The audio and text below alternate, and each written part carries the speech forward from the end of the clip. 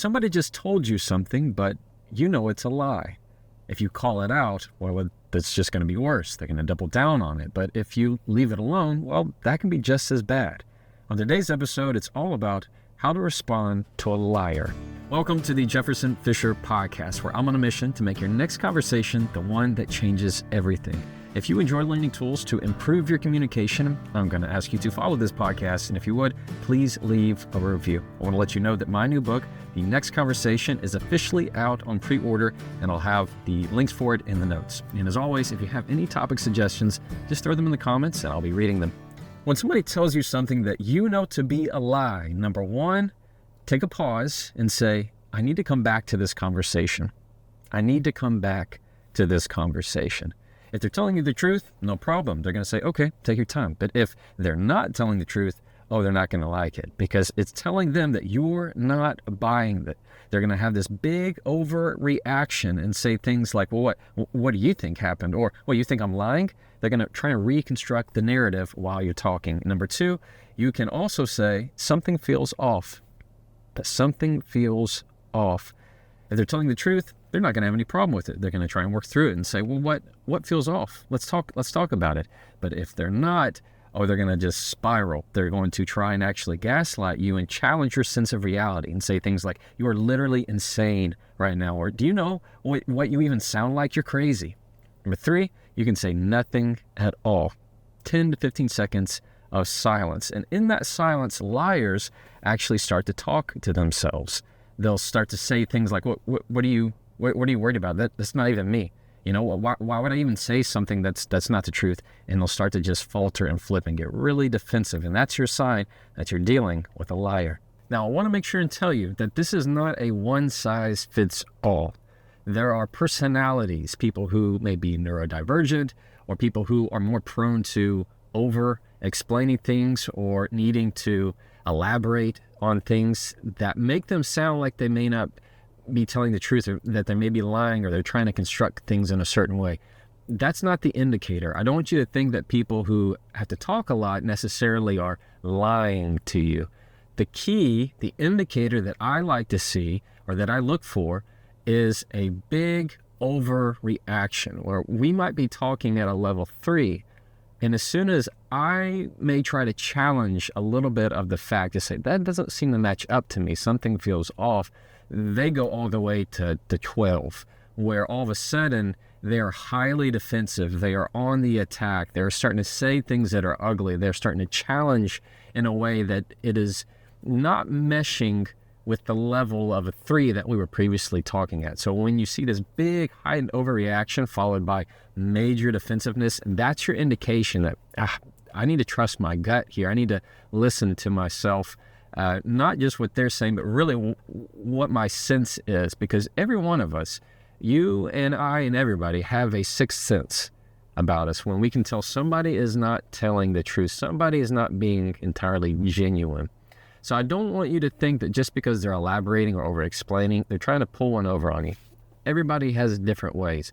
And you're going to know based upon the personality and specifically what you're talking about. Maybe you're talking about something in a relationship, maybe some kind of fact that you know to be true, and they're trying to push you another way. Just be careful about it and understand that one size does not fit all. One thing about liars is that they don't like delay. Whenever you add distance between what they said and when you believe or don't believe what they said, they just twist in the wind. They hate it because it tells them that you are not taking the bait. They want that immediate reaction. They want you to just continue to go along as if everything they said is fine. They want to be a smooth liar. They want everything to be just fine for you to take their story. But the more suspicious you are, the more they will push back at you. Understand that those who tell the truth, they really have no problem with it. You take all the time you need. I know my truth is my truth. So let's put it in an innocent example. Let's say you asked me, you said, Jefferson, what did you eat for breakfast this morning? And I said, oatmeal. And they go, I don't know about that. Are you lying to me? I'd say, no. And the more defensive they got, the less I'm going to get upset about it because I know I'm telling the truth. I know what I ate. You need to take a break from the conversation. You need to think about something. Something feels off to you. Okay, let's talk about it. Why does it feel off? but I know what I did. I don't have to hide anything. But if I'm telling a lie, well, then I'm going to get more defensive that you're not buying it. So often when people are delaying that conversation, the more liars are going to twist off. Just be prepared for that. Well, I like to start off with number one of, this is something that I need to come back to. When you say, I need to come back to this conversation, or I need to think about this, it's delaying it. You're saying, okay, I hear you.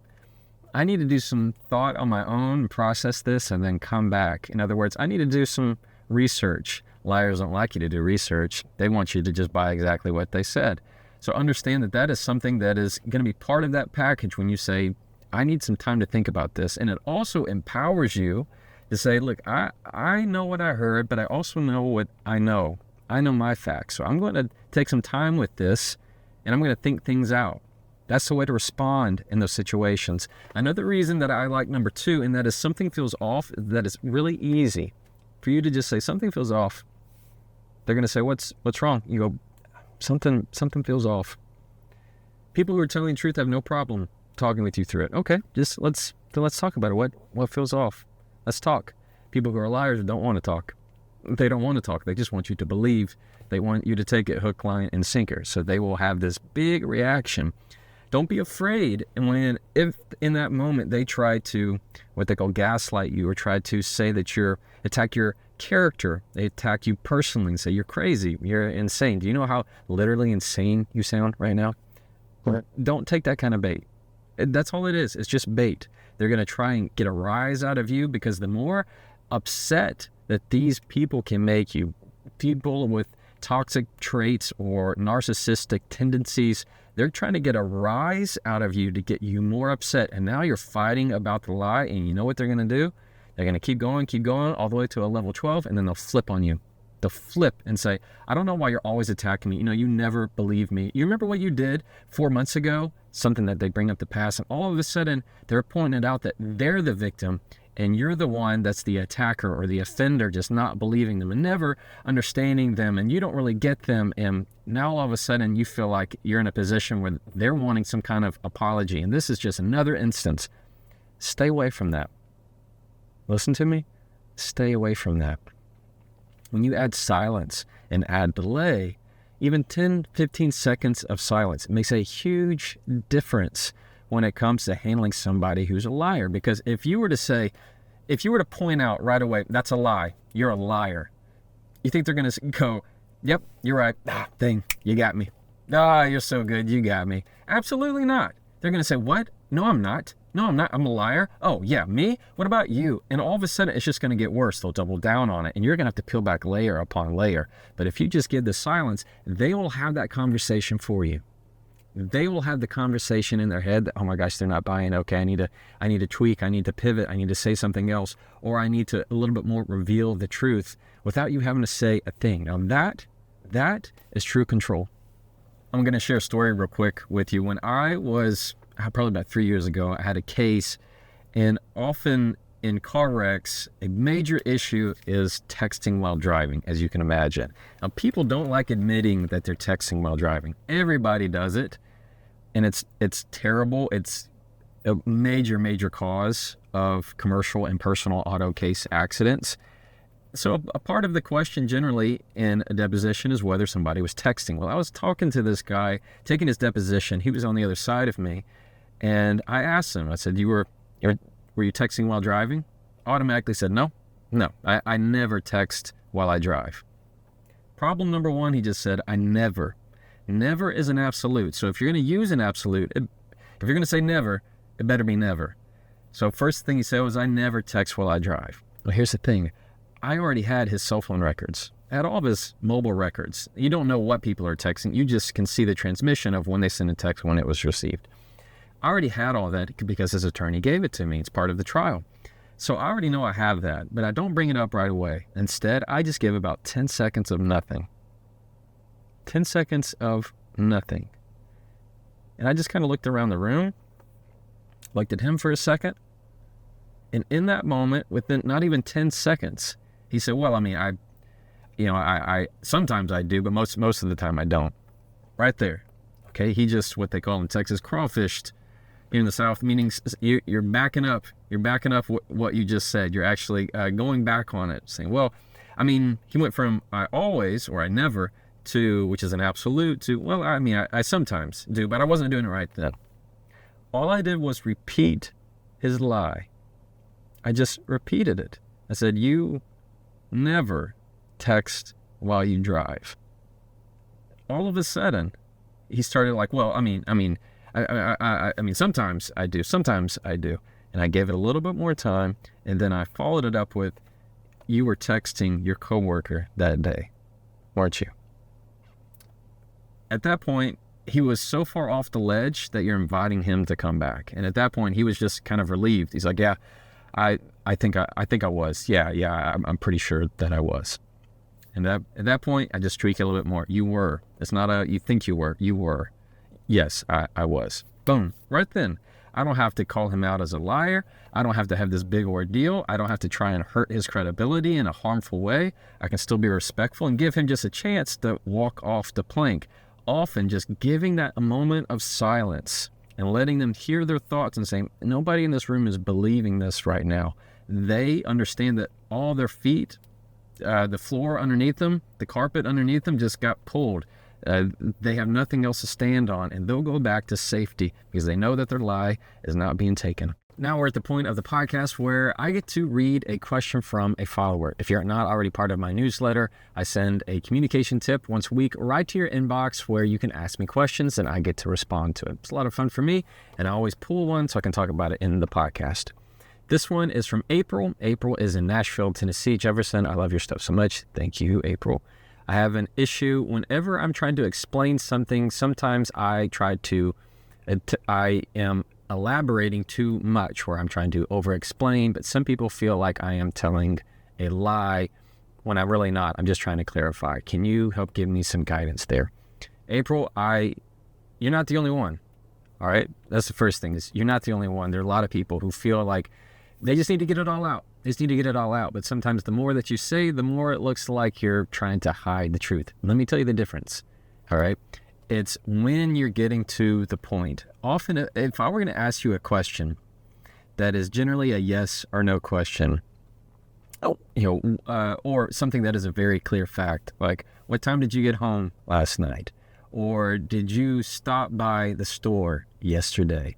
These are very clear things. Is it a yes or a no? Do you have a time or do you not have a time? Often, people look like they're lying when they don't say that yes or no or that fact right out of the gate. Instead, they leave it for the very end. So if I were going to ask you, did you go to the store yesterday, which is a yes or no, they'll go, well, and they'll